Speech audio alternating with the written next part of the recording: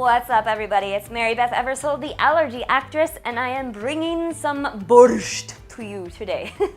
Allergy friendly, and it's going to be cold borscht, which, as I understand it, we like that way in the United States, but maybe not in some of the countries that it originated from. They like to have it hot. So speaking of those countries, so borscht is a soup, and often made from beets or cabbage. There's also, you can have tomatoes, you can have potatoes, you can have all sorts of things in it. Sometimes mixed with bone broth or meat broth, or you can have it vegetarian. It's like a catch-all soup, you know? And it can be really thick, or it can be like a broth, like a see-through broth. You can drink it. So it's really cool because the one that we usually think of in the United States when we think of borscht is the one that originates from Ukraine, made with beets and beetroots, and then this is kind of my allergy-friendly / vegetarian version of borscht. I just like saying the word, you guys. Oh my goodness. Okay, let's get to the ingredients. So we start with beets. They are the main ingredient of this soup. Let me show you what a beet looks like from the grocery store. Oh my God. Okay, so let me tell you guys, I avoided beets for a very long time. First of all, because the only experience I had with beets up until about a year ago was the canned beets that they used to serve us at school when I was a kid, and they were awful. They were pickled beets, and they were just the worst. Anyway, so that was my experience with beets, and then I went and looked at what they were in the grocery store, and I was like, I'm not going to take time to prepare that if it's going to taste like what I had in school. So I avoided beets for a really long time. But they're so good for you, especially if you are on like an anti-inflammatory diet. It's such a good vegetable for you. So don't be afraid of the mighty red, okay? It's not so scary. I will show you how to prep it in the next few steps. Once you're prepped, then you're gonna, well, there's lots of preparation. You do have to cook them before you really slice them easily. You can slice them without, you can peel them without cooking them, but they're hard too. So you wanna cook them. When you're done cooking them, they come out looking like this. Ah, so pretty. By the way, preparation of beets, you're gonna get stained. Your hands will turn bright red. They will be monster hands. And that's okay. It washes off, but it does not wash off of things like this white apron right here. So be very careful what you choose to wear that day, because the beet juice will turn it red. It will turn your table red. It will turn everything. So I recommend like having some paper towels or a towel nearby that maybe you don't care if it gets stained. So what you want is about 6 medium beets, or a pound of beets. You're going to cook them, prep them. I'll show you how to do that. And then you're going to take 3/4 of that pound and dice them like this. And then you're going to take the other quarter and you're going to just roughly chop, because this is going to go straight into the blender. So the roughly chopped version, okay? So that's the beets. Then you're going to also have the veggie broth. Now, as I said, borscht is often used with meat broth or bone broth, but we're using veggie broth because I can't have meat.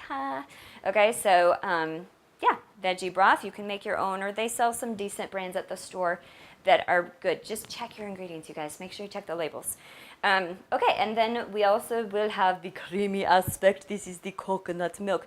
Make sure it's canned coconut milk, full fat. You want to be able to open that can up, and you'll see all this like solidified coconut stuff. It's literally like you open it, looks like lard because it's fat, and all the juices will have fallen to the bottom. You just take a knife and cut through it, and then make sure when you pour it into your bowl that you have the can completely over the bowl, because the fat will come out with the juices, and then you just stir it until it looks something like that, and that's 3/4 of a cup, okay, of full fat canned coconut milk. Okay, and then you can either use 3 tablespoons of lemon juice, or I like to use those essential oils, so you can use 2 drops of lemon essential oil. And then you want to also have some sherry vinegar. Now, I've talked about sherry vinegar before, And it can only be sherry vinegar if it comes from one very specific place in Spain. So, and watch that episode if you're interested. That's the one with Scotty Jeanette Madden, very exciting. But it's got a very distinct smell. This is probably the vinegar that smells most like grapes to me. Sometimes vinegars are very sour smelling. This is sour, but it smells like grapes to me. And it's got a really lovely light flavor to it. Then you want to do the honey, locally sourced, yummy honey. This is wildflower honey from my local region. Why local? Because allergies, your airborne allergies can actually be lessened when you eat honey from local sources on a regular basis, and that's really cool. So you just want a tablespoon of locally sourced honey, okay? And then you're going to do your salt. We can't do anything without salt, people, okay? So this is going to be half a teaspoon of my favorite, the pink Himalayan salt, with all the minerals and the yummies. And then you've got garnishes. So part of your garnish is actually, this isn't a garnish, but these diced beets are what go in after. Remember, the coarsely chopped beets go in the actual creamy soup. This is what goes in after. You'll keep them this size. They'll go in the soup. And then you will also have green onions, about one small bunch, which is like half a cup of, and they, you know, a lot of them, the borscht have thinly sliced, but I like the thicker sliced onions, so I just put that in there. And then one large cucumber, or I like the Persian cucumbers, which are the teeny tiny ones that are already seedless, because you don't have to deal with the seeds. And that would be 2 small little cucumbers, and they are so cute. They're really adorable. And then the last thing is a little bit of dill flavoring, again from my favorite essential oil company, and 1 drop, just 1 drop of dill. You can put both of those essential oils in the coconut milk, because remember, essential oil is fat soluble. Drop it in the coconut milk and then you're good to go. And that's all. Let's get to prepping those beets. Ooh, you guys. Okay, so here is what I was most fearful of that made me not use beets up until this past year. So it's prepping the beet, okay? It's not as hard as you think. There's several different ways that you can prep a beet. Well, cutting it, there's one way, but then as far as cooking, there's several different ways. So to prep it, first you want to wash it. This is already washed. It's going to come very dirty. There's just dirt, you guys. It's a root vegetable. You just got dirt on there, okay? So what you're going to do first is you're going to slice off the top, okay? That's the greens portion. Now, these can actually be used. You can eat root greens. I would recommend sautéing them, maybe with garlic and a little bit of oil. And just remember, be careful. It's very, I'll just show you. Oh, well, it's not being very mean to me now. So it gets red though. Some redness. It's not showing. This beet's being nice to me, you guys. And then the other thing you want to do is you want to just this tail, I call it the tail, and then you're ready to dump it in the pot. And that's really it. So the different ways that you can cook it, you can drop it into boiling water. You would do it for 30 to 40 minutes, and then at the end of it, you're going to let the beets cool, and then you will peel off the peels. So you would cut that part off and peel off the peels. Now, the best way to do that is to run it under cold water and peel, because that, or even lukewarm water is fine, just so you don't burn your hands from the beets. But yeah, that's one way to cook it. Another way is to roast them. People roast beets all the time. Wrap them in foil, put them in there for 40 minutes to an hour, and then take off the skins. There you go. I've also just straight up from raw, I've peeled and then I've cut and then I've roasted them with other vegetables, and it works just fine. So that's lots of different ways to do beets, and they are so good for you, so you should really consider trying them. Okay, on to let's prepare some, let's put this in the boiling water, how about? Okay. So after you're done boiling your beets, just make sure that you reserve 1 cup of beet water, because you're going to put that into your soup. Okay, you guys, so once your beets are boiled and the peels are off, you have to then coarsely chop 2 of them, and you have to dice the rest. So just with this 1 beet here, I'm going to show you how to coarsely chop and dice. So coarsely chop means just that, excuse me, That was funny. Okay, coarsely chopped means just that, because this is going in the blender. You just want to insert like decent sized pieces so your blender doesn't get overwhelmed. So you just go like this, and then coarsely chop it that way, and then I would do it maybe like half again. It doesn't have to be equal sizes. That's coarsely chopped, you guys. It's easy peasy, okay? Diced is a little bit more, I would say, symmetrical, okay? So the easiest way to dice, I'd say, is to slice like this. And did I mention how red it all gets? Do you see my cutting board right now? This actually, beets, back in the day, beets were used to color a lot of clothing. I actually use beet juice to do food coloring because it is such a beautiful red color. And it also looks like you murdered someone in your kitchen when you are working with beets. So, but yeah, that is so funny. I have a funny story about that, actually. I had a kitchen mistake, and I stabbed myself with this knife right here. Ooh. And right in this thumb.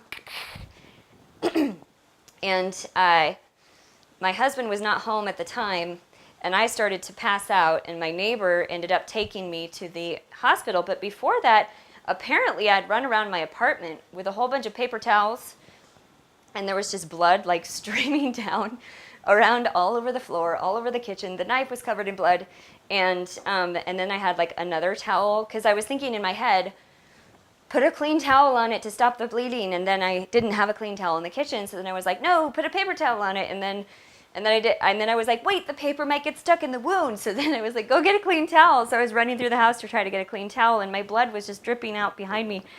And so my husband shows up at the ER as I'm getting stitched up, and he's like, did you murder someone in your house? Any murder? I showed up, and there was just blood and paper towels everywhere. And this just, working with beets reminds me of that situation. Just saying. Okay, so this is what diced beets look like. Monster hands. Okay, and just little cubes, okay? This actually goes in your soup. It will not be blended up. It will just be diced beets in your soup, and there you go. You can actually just eat these. They're cooked. You can just go and eat them. I'm not going to do that because it's going to stain my teeth. Anyway, all right, on to the next step. It's time for the blender. We're going to blend everything together. Okay. So remember how I said to keep 2 of those beets and coarsely chop them? That's this right here. And you're just going to go like this. And you're going to go, I'm dumping the beets in. Make sure, because it gets very red, that you don't go, ha-pa, because the juice will go everywhere. And no good, no good, no bueno. All right. Now, that cup of reserved beet liquid that you had from when you boiled the beets, that goes in as well. Ta-da! That's a nice color. It's like a nice wine color. I really like that. The veggie broth is going to go in. The coconut milk with the dill and the lemon essential oils is going to go in. Don't worry if it looks lumpy. That's just the fat. Okay, and by the way, if you don't have essential oils and you would like to make this, all you have to do is use 3 tablespoons of lemon juice and then 1 tablespoon of dill at the end, or 1 tablespoon of fresh dill at the end, because it's more of a garnish, or you can mix it in. So either way, the lemon juice will go in during the blending part. The reason I put the essential oils both in at this point is because, again, they're fat soluble, so they have to go with the coconut milk. Okay, so you want to put your sherry vinegar, ba-bow, and the salt. Oh, it's so humid, you guys. Look, it's sticking. Beep, beep, beep, beep, beep, beep.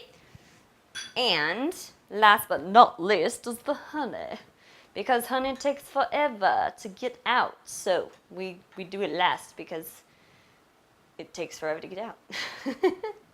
Okay. By the way, this is wildflower honey. I think I mentioned that, but it's one of my favorite flavors. It's got a nice, it's like a nice middle ground sweetness. Some of the honeys that are sold at the store, first of all, they're not locally sourced a lot of times, and they're really sweet. Sometimes they even add extra sugar. Why would you do that? And wildflower honey is just nice because it can be locally sourced from a lot of places. It's wildflower honey, guys.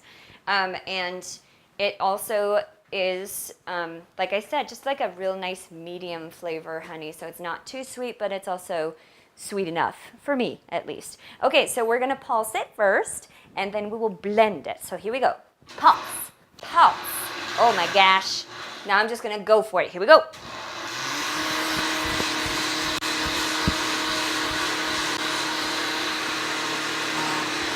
Oh. And I'm gonna stir it just a little bit. This color, you guys, look at this. It's like fuchsia. I love it.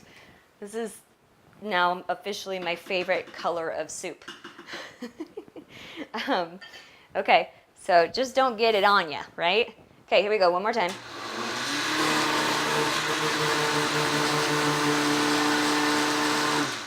Okay, and I mean, that's all she wrote really for this part.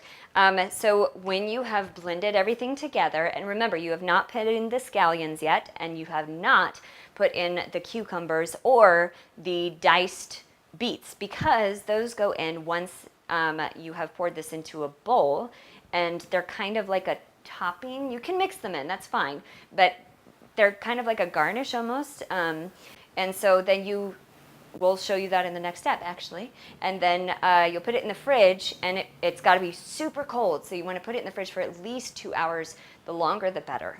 So, okay? Okay, you guys, so this is the final step. You just want to take that soup that you just beautifully mixed it. Look at this color. Oh my gosh, you guys, it's so pretty. I just want to I want to wear it as makeup or something. But here's what I like to do. Take those diced beets that you did, and you put in a nice big bowl, and just pour the soup over it, because the beets are going to go in there anyway. So rather than pour the beets into the beet soup, pour the beet soup into the beets, and then voila, you got it. Okay, so we put that in the sink, and then you just want to stir it up a little bit. And again, you can put all sorts of different vegetables in here. You can, you can do potatoes would go fine in here, all sorts of things. But cabbage would probably be okay. You want to cook the cabbage, obviously. But then you're going to take your scallions, and you're going to put those in. And then you're going to take your cucumbers, and you're going to put those in. And I think I'm going to leave a few out because I want to garnish the top, but I'm going to mix the rest of this in. And then I'll leave the rest of these for garnish at the end. But yeah, you mix it in, and then you'll put a lid on it, obviously, and you'll put it in the fridge for at least 2 hours. The colder, the better, okay? This soup is not to be enjoyed room temperature. It's not really awesome room temperature. It's good hot or very cold. So we will do very cold today, and I will see you on the flip side. Okay, it is time to taste this absolutely gorgeous soup. It's so pretty, you guys. I can't even, it's green and bright and pink and beautiful and cold. Ha! So we've had this in the fridge for a little over 2 hours, about 3 hours, and it's ready to go. So here we go. I've got everything in there. I've got cucumber, I've got beet, I've got onion, and of course the broth. Here we go.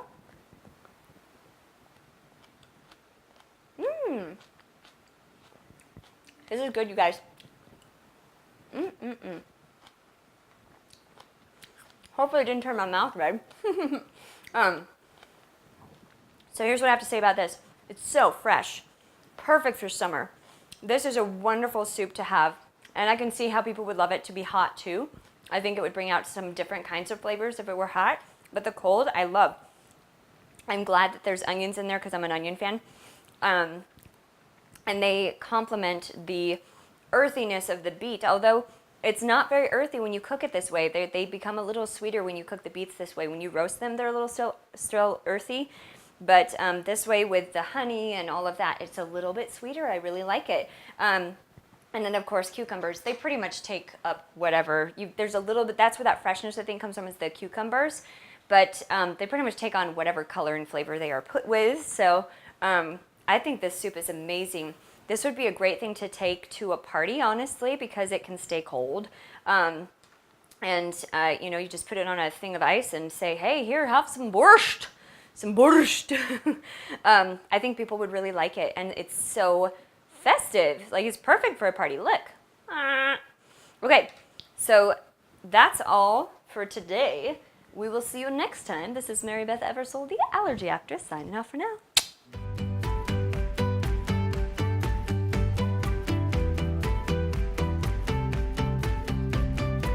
You guys, this supple clip is really cool. So do you have a recipe that calls for whipping cream or heavy cream?